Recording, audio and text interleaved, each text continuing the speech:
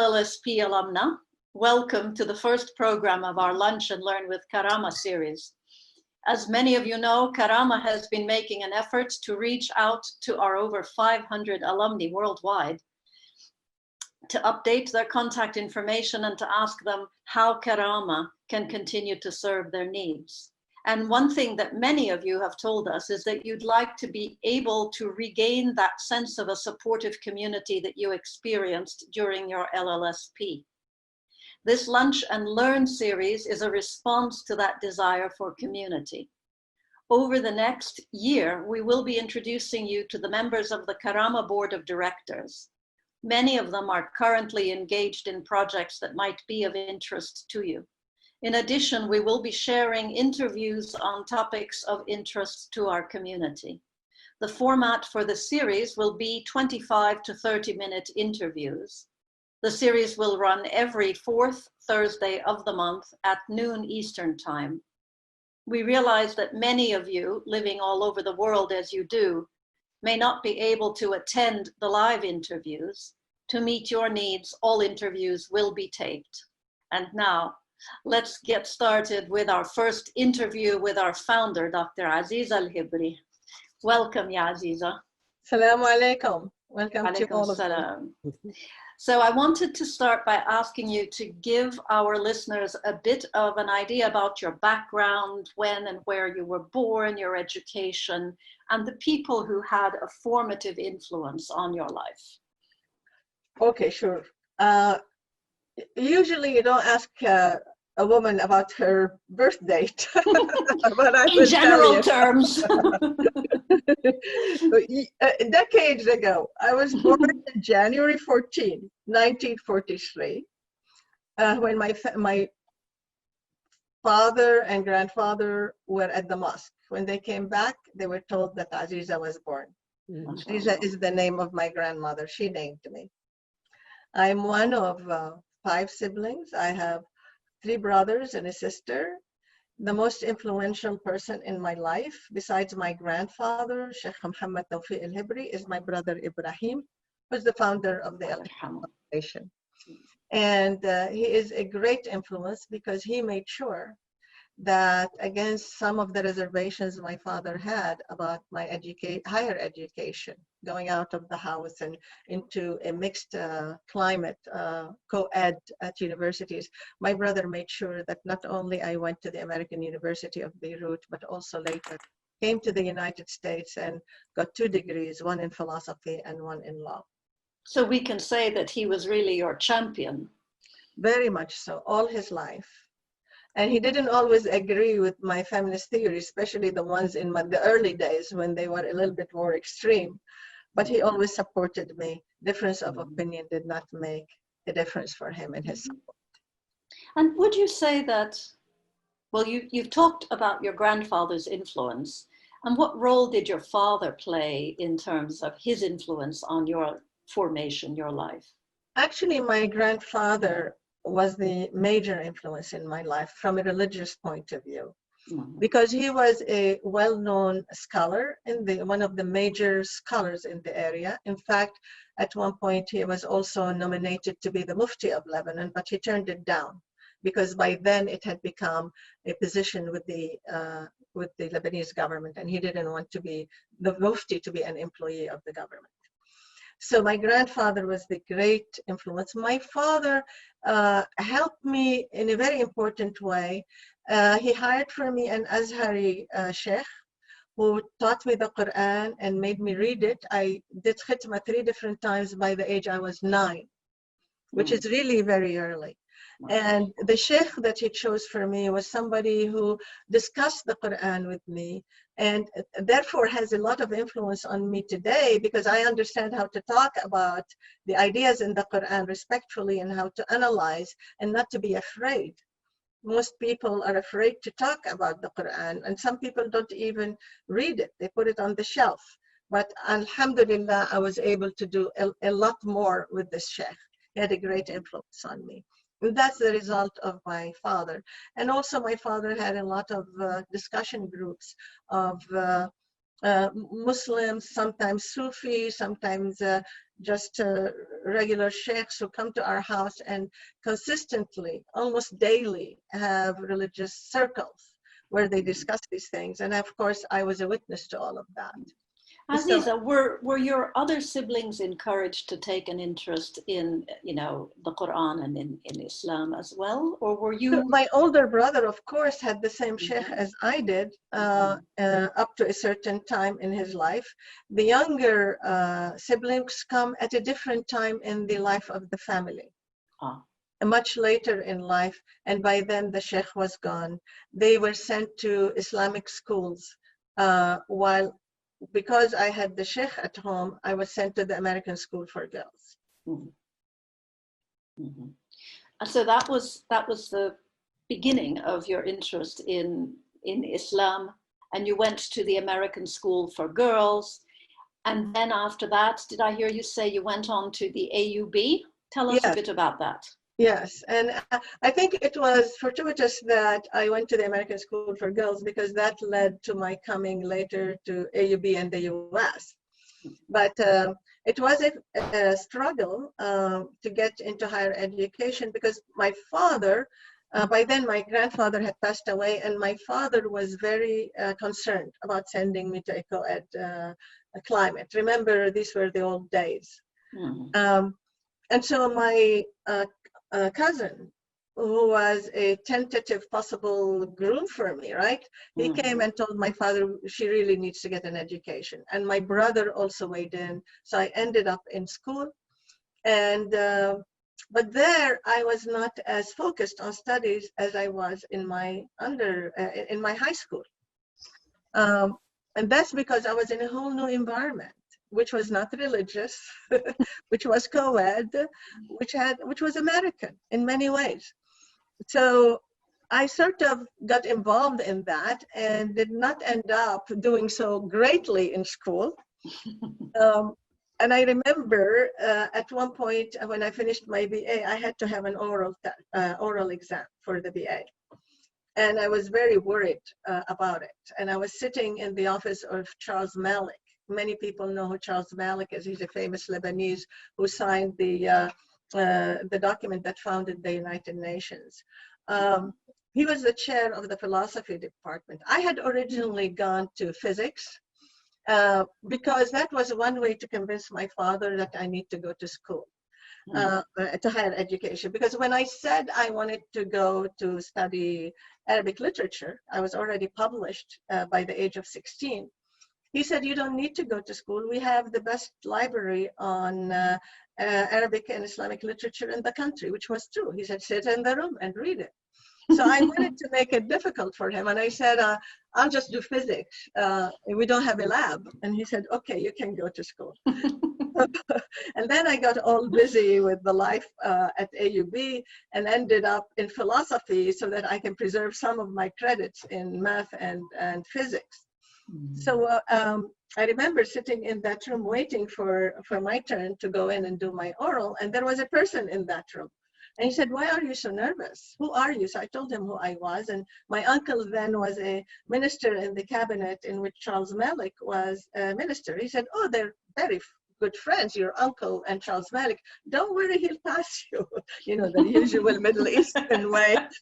Just don't worry, be very calm, he will pass you. And I'm thinking, like, I was very young then, and I thought, that is good. He said, go in and we'll go very confident. So I walked into the orals. I was very confident. I sat there and answered every question the way I wanted. And I remember they asked me one question. I said, I don't know the answer to that, sorry. And they moved on. And after that, they actually passed me. They said they haven't seen anybody as confident and relaxed as I was in the meeting. And even so relaxed as to turn down a question. They will pass me on condition that I don't get accepted in the master's. So I said, fine. And I ended up coming to the United States thanks to a lot of other stuff. And there I followed logic, you know, in philosophy, the discipline of logic, and I aced it. I loved it. I was doing logic day and night. and until I got my degree in deontic logic, which is the logic of ethics, out of the University of Pennsylvania. And then I started being a professor at Texas A&M University, and became interested in feminism, and that's how all that developed later into KARAMAH. But from Texas A&M and being a visiting professor at WashU in St. Louis, Washington University in St. Louis, I moved back to Penn. And for law school. For law school, but I had already established the first journal in feminist philosophy in the country, which is Hypatia. And I brought the journal with me and put it in philosophy and women's studies while I was studying in law school. And we were able to get people to run it. And actually the journal is doing very well until this day. But once I got into law school, that was a whole other experience and so on. Well, Azizah, I've known you for a long time, but I have to say at least 2 points, our careers or our lives sort of touched, because my great uncle signed the Charter of the United Nations for the Kingdom of Saudi Arabia. And my father was acting as his intern. And then I remember reading Hypatia when I was getting into feminist theory at a certain point in my life. I didn't realize, I mean, I wasn't looking to see who was on the masthead, so we need to have a talk about that at some later point. But anyway, so now you're back at the University of Pennsylvania, you finished law school, and then what did you decide to do? I decided from a feminist perspective that I really need to know what patriarchy is like in the world, because we always talked about it in the family. But the society is patriarchal and authoritarian. How does that look like? I've never worked outside the home. I have I was very sheltered in my childhood. So and you were an academic, so it wasn't as if you'd been in the rough and tumble.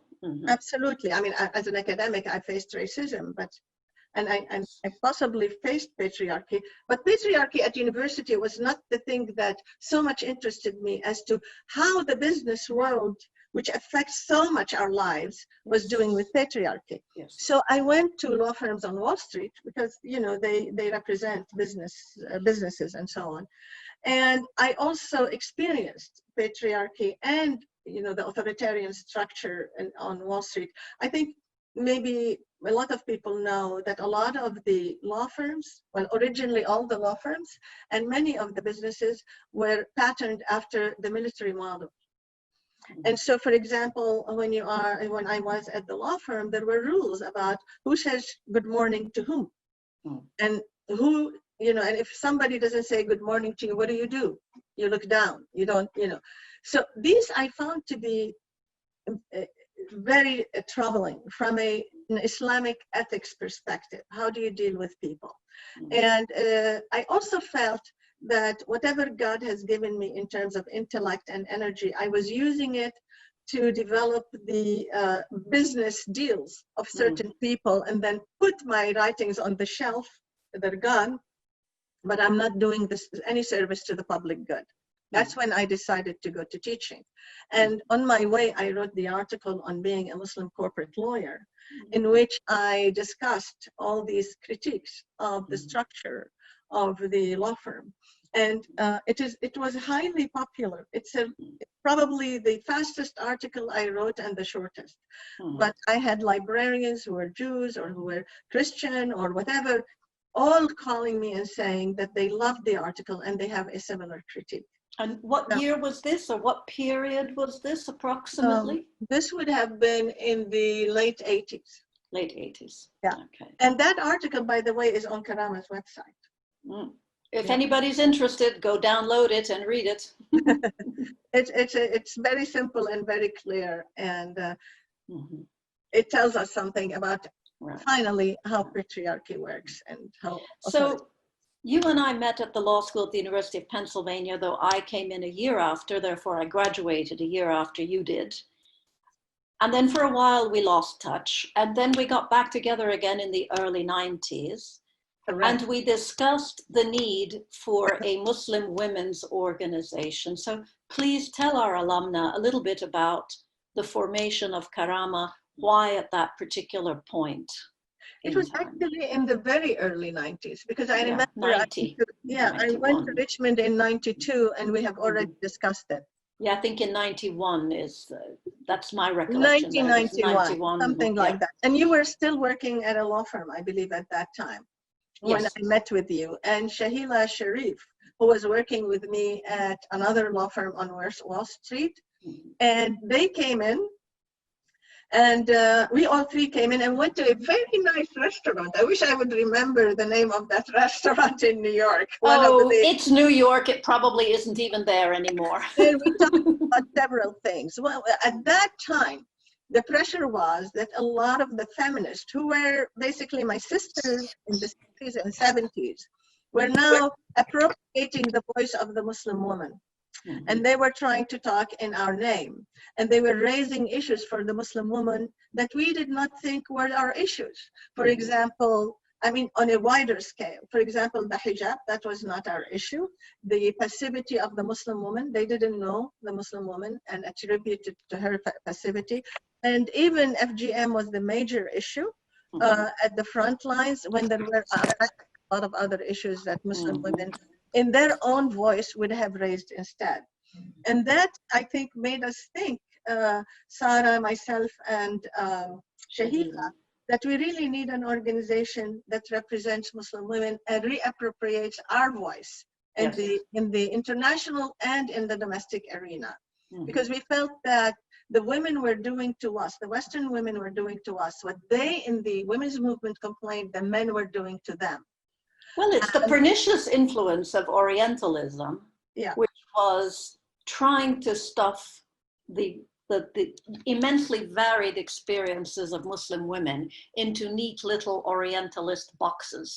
Yeah, that were dehumanizing and insulting, in my view. So anyway, we ended up, that's one reason when we left, I left to Richmond to be a professor.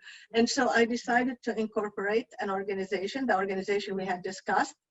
And so I incorporated KARAMAH in 93. And the hope was that it will help us voice our issues on the international arena. And we went to Beijing. Yes. There was a team of us that went to Beijing, and we can talk about that another time. We did very well. Notice that the Muslim women from the Muslim world, especially the Arab world, came representing governments. Yes. And that is not acceptable, because the governments had a political line about the women's rights. And the women felt that they are not comfortable with that. They had, one government gave them a room full of publications about their point of view on the women's issues. And so when we appeared, it was a breath of fresh air to them. They were very happy with KARAMAH, and we thought we would do something called a third world movement, not for Muslims only, but for women from the third world who also felt being impacted by Western women. In fact, I have a long list of names, but we never had the funding. That's to follow up with them. That's the problem with technology in the old days. Yes, it was very much person to person and dial-up telephones. You had to have tickets to fly people all to one person, to one place, so that you can talk to them.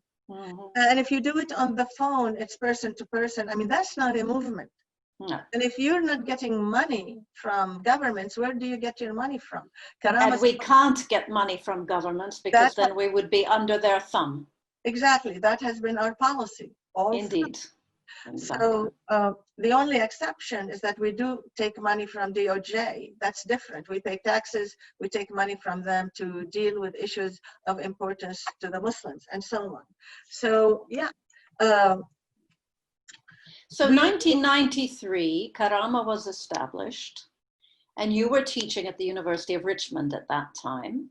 Tell us, since we have here some LLSP alumna, how the LLSP program came into being, and why. Actually, it changed our focus from international to local, to domestic. That was a result of one important event and what transpired from it, 9/11. After 9/11, Muslims had a lot of pressure to try to prove that they are good citizens. I think some of you might remember, maybe some of you were too young for that. We Muslims also felt that we need to show what we can do in a situation like that.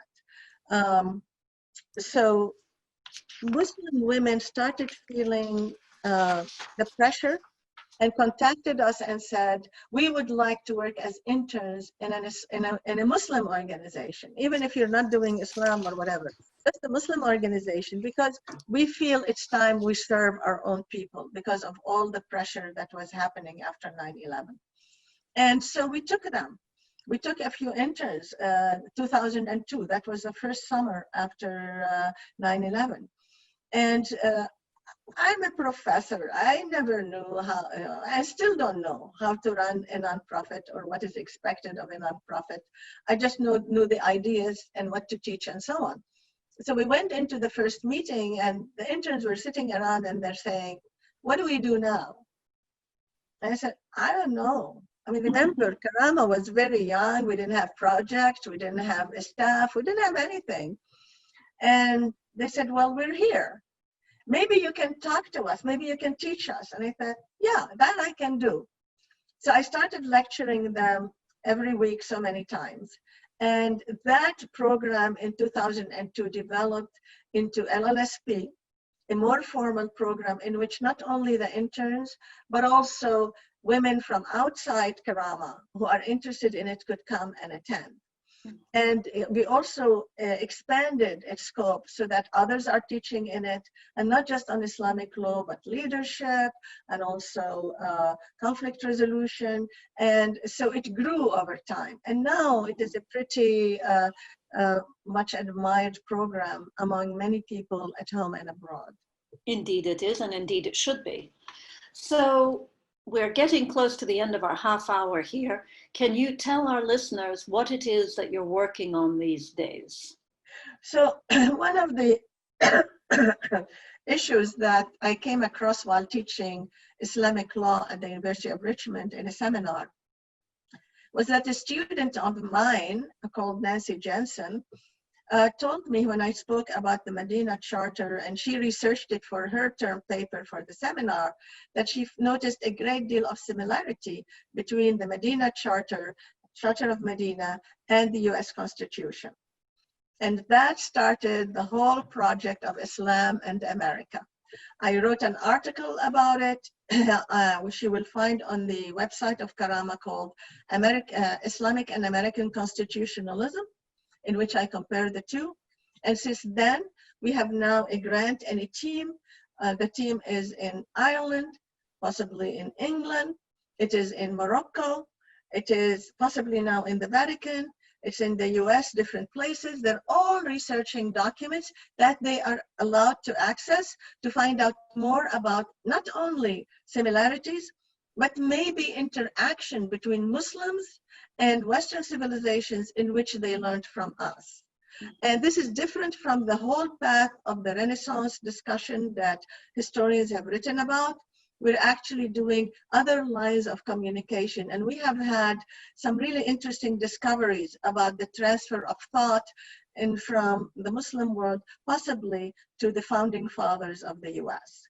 So while it is still early to say too much about this, we are planning a program, a symposium in September with under the auspices of the Fulbright Forum and also the American Museum of Tort Law, which was established by Ralph Nader. Some of you might remember who Ralph Nader is. And we will have a paper on tort law comparison. We will have a paper on the jury system comparison. Then Karama also will give a paper about the more recent results, definitely the constitutional comparison. This will be open to lawyers, to students at GW, because GW offered us the free auditorium. There will be, it's open to everybody actually. And I think it'll be a very interesting thing to do in the United States at this time. And it hopefully, Rahma is working on that with others, live streaming it. and it'll definitely be also recorded. So that's something we're working on. I'm very pleased with that because we also have an international audience. We've gone back to doing international stuff. Remember, after 9/11, it was very dangerous to have contacts with overseas because of all the rules about that. And still is, to be fair. Still is. However, we have been fortunate is that some American embassies have been willing to invite us to places like the Philippines or Belgium, where we have established a relationship and a program with the people there. Then, for example, the Mufti of Singapore invited me this summer. We've been to the Maldives before that. We are talking about other trips, you know, where we do LLP instead of LLSP. Right. And inshallah, to tell you the alumna, inshallah, possibly in October, we may have another overseas LLP done by Karamah. Yeah. So stay tuned to your constant contact, because as these plans firm up, we will be letting you know about them, obviously. And so it sounds thing that we have now an African Scholars Network, African Women Scholars Network, and I'm working with a Nigerian scholar face-to-face, one-on-one to critique and develop her thought in her master's thesis. That's going very successfully, that we will then offer it to the whole network. So that would not have been possible without WhatsApp, by the way, because Zoom is very complicated from there to here. WhatsApp is not free, by the way. They have to pay to be able to listen to us, but they're happy to do that. So even so, alhamdulillah, when I consider, and you consider what it was like 30 years ago, we must say, you know, alhamdulillah, technology is making it possible for us to reach out to everybody worldwide. Alhamdulillah. Alhamdulillah. And inshallah, we'll grow further. Bismillah. All of you need to help us. So it occurs to me in closing that I failed to introduce myself. I was so eager to get to interviewing Azizah. My name is Sarah Saleh Alfadl. Azizah and I were both students at the University of Pennsylvania Law School together, which is when we formed our friendship.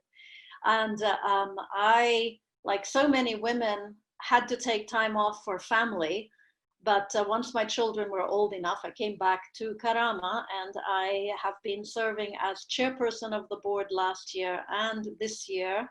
And inshallah, I will be taking the LLP program this coming summer. So maybe I'll get to meet some of you in person. You're taking LLSP this summer? LLP. Oh, yeah? Okay. Executive LLP. Good. Yes. I can't do 3 weeks. Yeah. Let's call it LLEP. LLEP, whatever we decide to call it. So I want to thank everybody for coming and participating. We hope you've had a good time. We hope it's been instructive. I want to encourage people to write to us at the alumna mailbox that Rahma set up. It's alumni@karamah.org. That's ALUMNAE@karamah.org. Please give us your comments, your questions, and especially your suggestions for topics. I will not only be doing interviews with the board members, I am going to be hopefully interviewing Azizah several times this year as part of an oral history project for Karamah, so that, you know, all of these things will be available to you so that you can really understand what Karamah is and what it has already done and the potential it has for future greatness, inshallah. And maybe one time we could do an interactive thing. We could. Yeah. We're just learning how to use Zoom. Believe me, you know, it's not easy learning to use this wonderful technology. So I want to thank everybody for coming, and I'm going to ask our moderator to close the interview. All right. Bye, everybody. Thank you for coming. Ma salama. Allah salama.